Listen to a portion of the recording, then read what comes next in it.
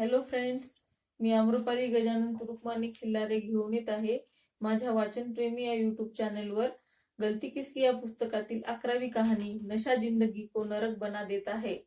जर तुम्ही माझे पहिले व्हिडिओ पाहिले नसतील तर त्याची लिंक डिस्क्रिप्शन बॉक्स मध्ये दिलेली आहे।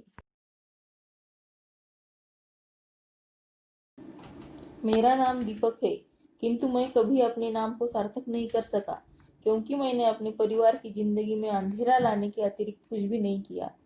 मेरी उम्र इस समय लगभग 42 वर्ष है तथा 5 बच्चे, 2 लड़के एवं 3 लड़कियां हैं। मैं एक गरीब राजगीर परिवार में पैदा हुआ। यह ऐसा काम था जो नियमित नहीं होता था, इसलिए मेरे पिताजी की आमदनी भी अनियमित थी। मैं अपने परिवार का सबसे बड़ा लड़का हूँ तथा मेरे 4 भाई एवं 3 बहनें हैं। हमारे घर के हालात ऐसे नहीं थे कि हम अपनी शिक्षा जारी रख सकते।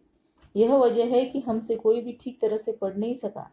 मैं स्कूल में हाजिरी लगाने के बाद अपने दोस्तों के साथ गायब हो जाता, जिसका पता मेरे घर वालों को कभी नहीं चल पाता। अध्यापकों को भी हमारी फिक्र करने की क्यों जरूरत पड़ी थी।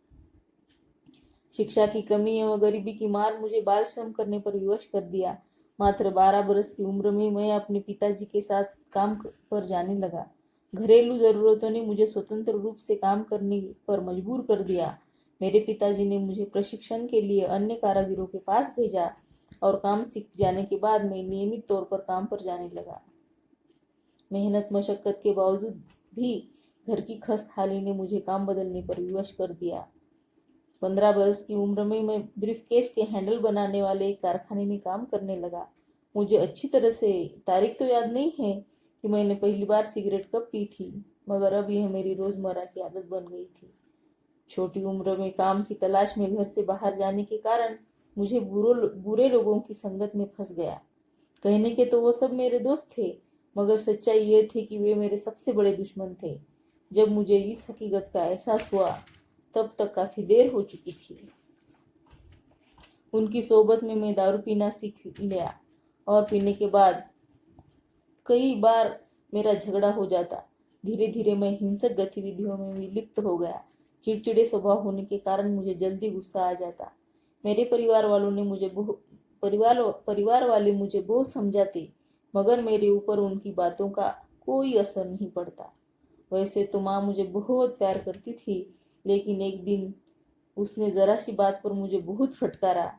इससे मैं इतना शुद्ध हो गया कि स्थानीय झुग्गी बस्ती में से जाकर स्मैक लाकर अपनी माँ के सामने ही सिगारेट में भरकर पीने लगा। हालांकि मैं इसे अपनी मर्दानगी समझ रहा था, लेकिन माँ के सारे सपने चकनाचूर हो गए। स्मैक पीने का मेरा शौक आगे चलकर मेरी लत बन गया। मेरी आदतों में कोई सुधार नहीं हुआ। मेरा कामकाज भी नियमित नहीं था। हाँ, कुदरत ने मुझे सौगात के रूप में मेरी कलाकारी दी थी।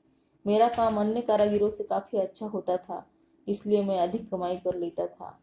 बालिग हो जाने के बाद मेरे माता पिता ने सीमा नामक लड़की के साथ मेरी शादी कर दी। वह बहुत समझदार लड़की थी। उसने मुझे बहुत समझाया, किंतु मैंने उसकी एक न सुनी। मैं जो भी कमाता सब स्मैक और शराब में खर्च कर देता। मैंने उसे मुसीबत के अलावा कुछ नहीं दिया, मगर आज जो मैं उसकी वजह से ही जिंदा हूँ।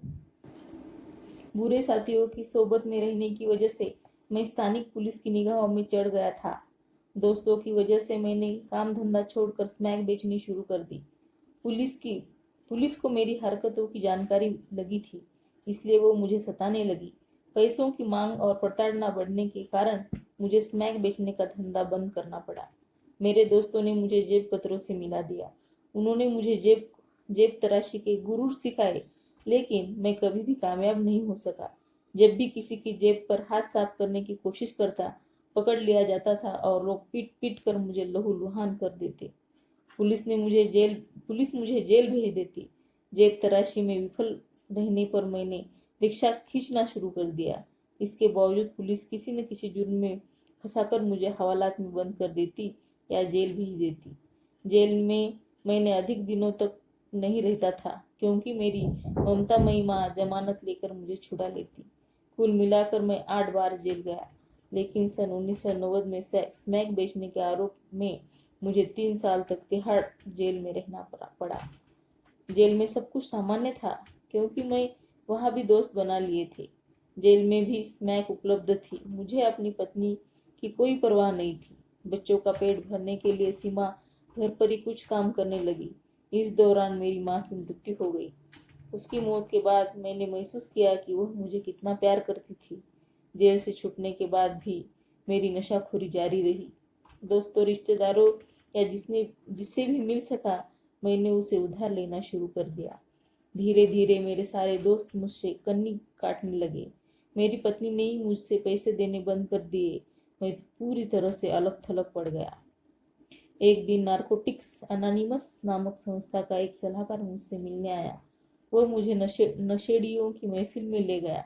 वे लोग सुधर चुके थे। उनकी बातें सुनकर मैंने भी नशा मुक्त होने का मन बना लिया। मेरी इच्छा जानकर वो मुझे उपचार एवं पुनर्वसन केंद्र ले गया। नवज्योति की देखभाल के कारण पिछले 2 महीनों से मैं पूरी तरह से नशा मुक्त हो गया हूँ और एक कार्यकर्ता के रूप में काम कर रहा हूँ। नवज्योति ने मेरे जीवन में एक नई रोशनी भर दी है। जब मैं अपने अतीत की ओर मुड़कर देखता हूँ तो पाता हूँ गरीबी, अशिक्षा, बुरी सोबत, लापरवाह स्कूल स्टाफ, बेईमान पुलिस और भ्रष्ट जेल प्रबंधन ही मेरी मुसीबतों के लिए जिम्मेदार थे। अगर हमारा व्यवस्था तंत्र ठीक ठाक होता तो मुझे ये दिन देखने नहीं पड़ते। इसमें गलती किसकी है? गरीबी, निरक्षरता, बुरी सोबत, उपेक्षित पढ़ाई, बेईमान और उदासीन पुलिस कार्यवाही और भ्रष्ट जेल प्रबंधन मुसीबतों के निर्माता और संवर्धक है।